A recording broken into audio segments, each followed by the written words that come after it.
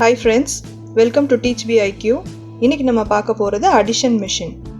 இது ஒரு நார்மலான பாக்ஸ் தான். இந்த இடத்துல லேபிள் பண்ணியிருக்கேன் அடிஷன் மிஷின் அப்படின்னு சொல்லிட்டு.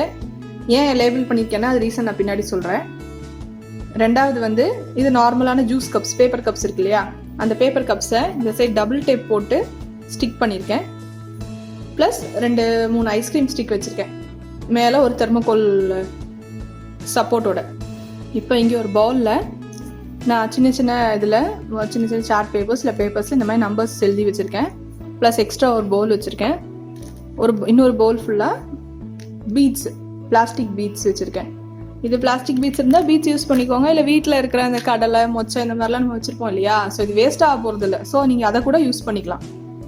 இது எப்படி யூஸ் பண்ணுறதுன்னா, இப்போ ஃபார் எக்ஸாம்பிள் 3 இருக்குது ஓகேங்களா. இந்த 3யை வந்து இந்த இடத்துல மேலே ஒரு சின்ன ஸ்லிட் கொடுத்துருக்கோம், அந்த ஸ்லிட்டில் இப்படி வைக்கிறோம். ரெண்டாவது 2 இந்த இடத்துல வைக்கிறோம் ஓகேங்களா. இப்போ இது வந்து இந்த இடத்துல 3 இருக்கும், இந்த இடத்துல 2 இருக்கும். இப்போ பீட்ஸ் எடுத்துகிட்டு குழந்தைங்கள சொல்லிவிட்டு இப்படி போட சொல்லணும். லைக் 1 2 3 பீட்ஸ் போட்டாச்சு. நெக்ஸ்ட் இது 2 1 2 பீட்ஸ் போட்டாச்சு ஓகேங்களா. இப்போ இதை முடித்த உடனே இந்த பீட்ஸ் எல்லாமே இந்த பவுலில் எடுத்துக்கணும். எடுத்துகிட்டு இப்போ இந்த பவுலில் உள்ள பீட்ஸை கவுண்ட் பண்ணணும். 1 2 3 4 5 பீட்ஸ் இருக்குங்களா.